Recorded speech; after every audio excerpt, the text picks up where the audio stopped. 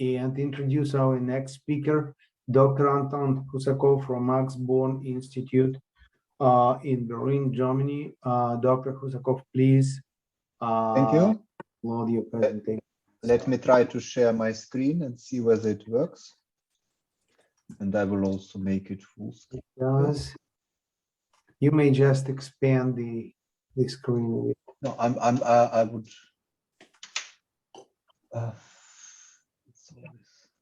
Oh yeah, it should be here.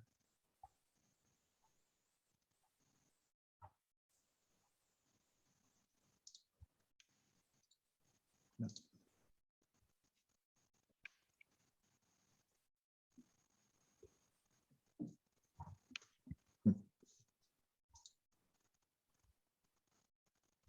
I'm trying to make it full screen for everyone to see.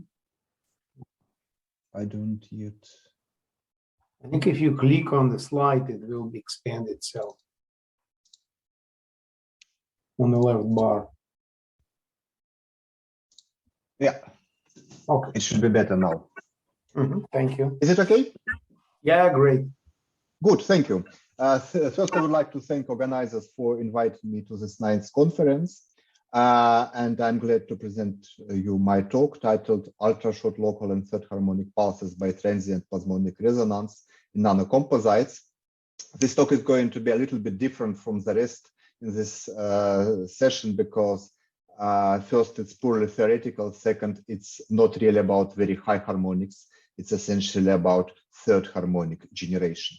This research was performed by a group of people shown here. So we have a nice cooperation all over Europe and also from Uzbekistan.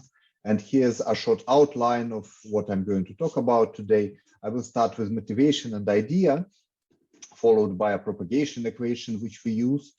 Then I will talk about plasmonic resonance and dynamic relation for local field. I will show you simulation results at 2 different wavelengths, followed by conclusion. So let's start with motivation. Why do we need short third harmonic pulses? And third harmonic, I mean essentially third harmonic of usual wavelengths, something like 800 nanometers. So the application areas include time resolved spectroscopy. This is some typical picture for this. Also manufacturing and investigation of metasurfaces as indicated by the measurement of the refractive index as a function of wavelengths, of effective refractive index, molecular dynamics and reaction, material modification, and so on. So such short pulses, and by short I mean something below 5 femtosecond, find various applications, and currently the standard approach to produce them is to take a long infrared pulse from a laser, something like, I don't know, 50, 100 microsecond, compress it to short infrared pulse, and then send it to a gas or crystal, and by that we can get short UV pulse at around 260 nanometers. So the idea here is to make things simpler, and we propose to take a long infrared pulse and get a short UV pulse out of it. The question is, how do we do it? And this one is the central idea. Basically, if you don't want to listen to the whole talk, this is the central slide. Let us talk about composites. Let us talk about a sphere inside of some matrix. And then the field inside such a sphere will be different from the external field. There will be an enhancement factor given by Maxwell-Garnett theory. And this is a well-known expression here. So this is basically a factor which shows that field inside of a sphere can be higher than the external field. This is the dielectric function of host material. This is the electric function of the inclusion of a sphere. So now let's talk about situation when we increase the intensity. What happens? If we increase the intensity, there could be some ionization. And if we choose materials properly, we will have a situation when ionization happens only inside of our spheres, inside of our inclusions. That means that there will be a contribution to refractive index, denoted here by delta epsilon plasma. So this is plasma contribution to refractive index from plasma. This is usually negative. Let's see how this part, so this is the red curve, will look as we increase the density, the relative density of plasma from 0 to 1. And I have considered here 2 as a, so basically it's more like 4. Okay, 4 as a starting value. So basically this is the dielectric function of a cold inclusion. If we start to add plasma ionization, this part will change the effective dielectric function of a sphere, and at some point it will become negative, and at some point the denominator here will become negative. So this x is shown here as a function of the relative density. So there will be a clear maximum, clear resonance. At this position, the field inside of a sphere is much higher than outside. Okay, so let's look on this in time domain. What will happen if we send a pulse? If we send a pulse denoted here as a red line, it will ionize the medium, and the relative density of plasma will increase. This is denoted by blue line. It goes from 0 before the pulse to 1, and at certain moment, this resonance will be achieved. So the local field, which is denoted by green line, will experience a peak in time. Okay, so the idea here is the local field at this resonance will transiently be much higher than external field.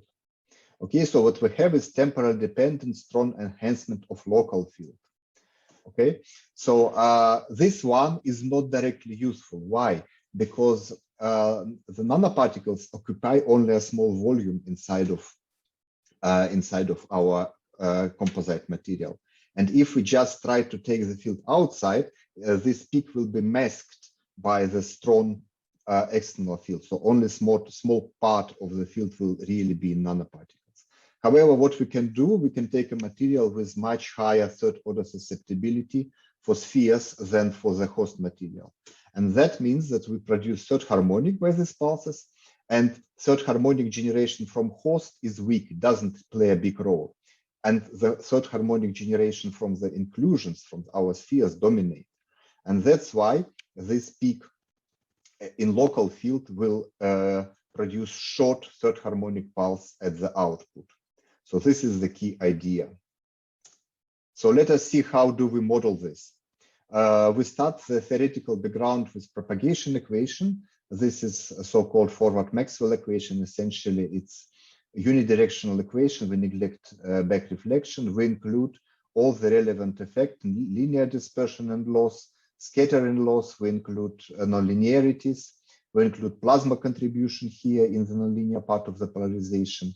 Okay, also excitons. Oh, sorry, this is not a next talk. This should have been removed, but it has remained in from a talk from another conference. Sorry for that. So nothing about excitons here. We neglect few effects, including Raman. We neglect self-focusing.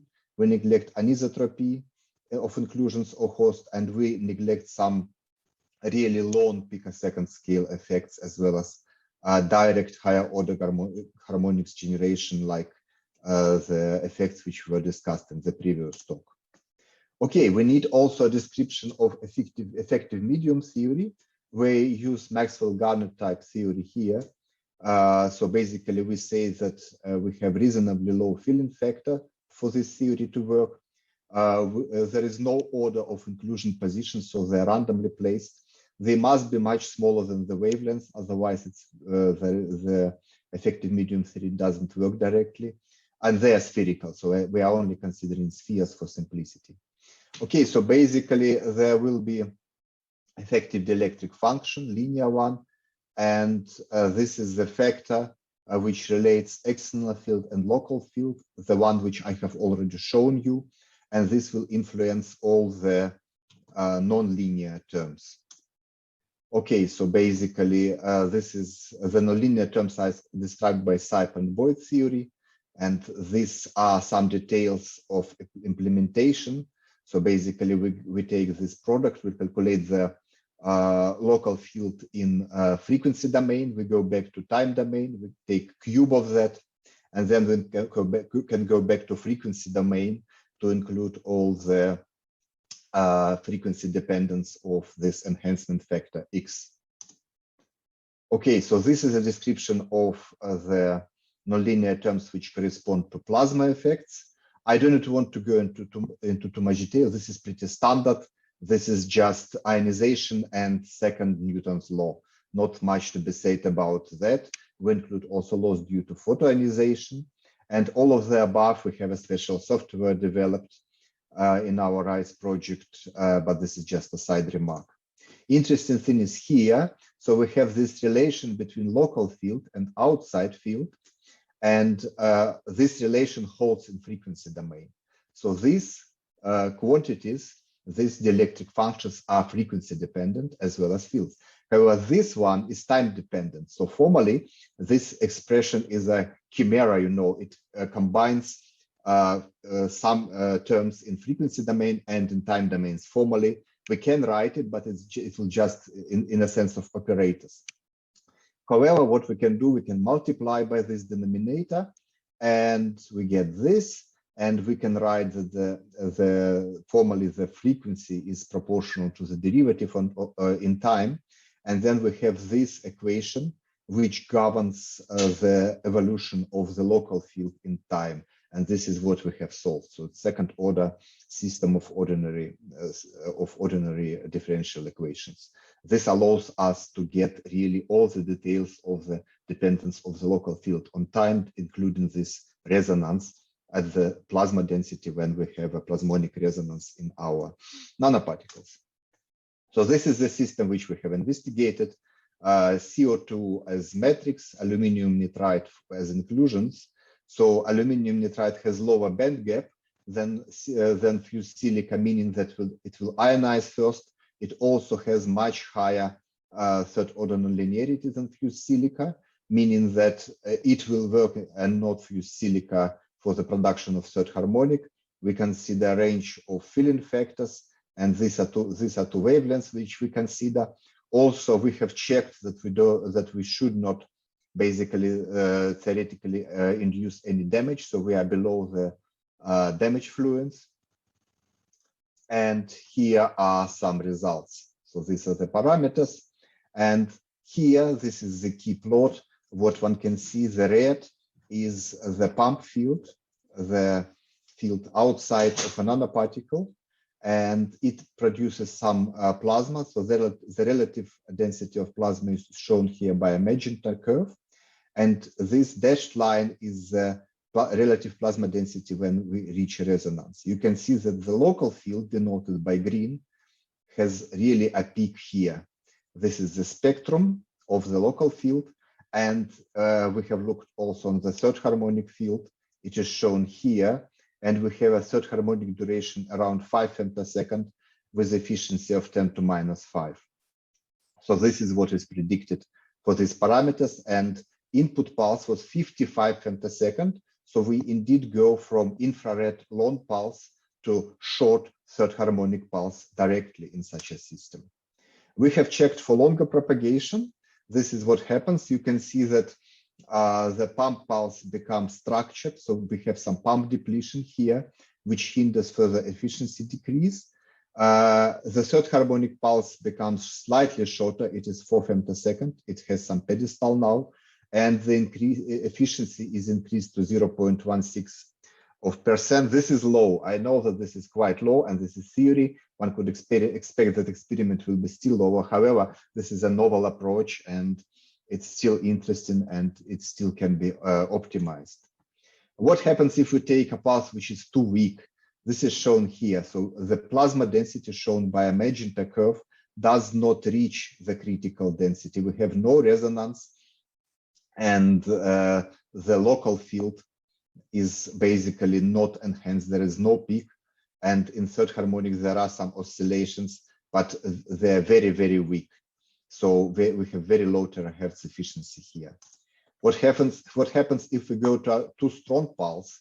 Then the critical relative density of plasma is reached on the front of the pulse, and the local field is structured, and it doesn't have such a nice peak here.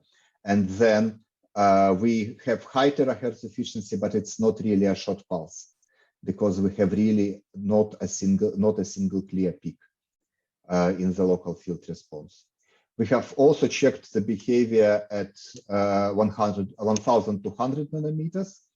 Okay, so basically I will show you two slides and just talk about numbers which we get. We again get 5 femtosecond with efficiency up to 1%, which is already better at this wavelengths. And here we have played with parameters a lot because we wanted, you know, we wanted very much to write attosecond somewhere. And that's why we have chosen a set of parameters when for a shorter propagation, really a short propagation in a composite, we have quite low efficiency. However, if we just measure this pulse, it has 800 attosecond full width of maximum duration. Well, yes, it has a strong pedestal, but this is what we have currently. All of this research, of course, essentially depends on the right expression for the ionization rate. And up to now, we have used so-called Ivanov-Yudin model, which is an extension of ADK type expression. So it's basically an analytic. It's a complicated expression, but it's still an analytic expression, which is more or less okay, which usually deviates from exact results by roughly 1 order of magnitude. But then we still wanted to look into some model where the ionization rate is provided by a more detailed description and description which is closer to reality. And here we have used Bloch equations for diamond. So this is Bloch equations in terms of the Bloch states. And so here are the parameters, and this is diamond inside of CO2. This is filling factor. So basically we get 1.9 femtosecond third harmonic pulse with pretty low efficiency. This is work in progress. We are going to look at other materials as well. So these are the possible materials with Bloch equation description of ionization. With that, I have arrived to conclusions.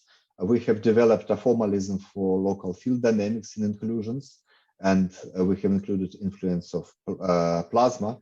We investigate transition of our system through a plasmon resonance, and especially generation of sharp peaks in the local field profile, which leads to generation of femtoscale third harmonic pulses from 55 femtosecond infrared pulses. And we have tested our model for 2 different ionization models. Thank you for your attention. Thank you very much, Dr. Husakou, for your talk. And let's start with questions, please.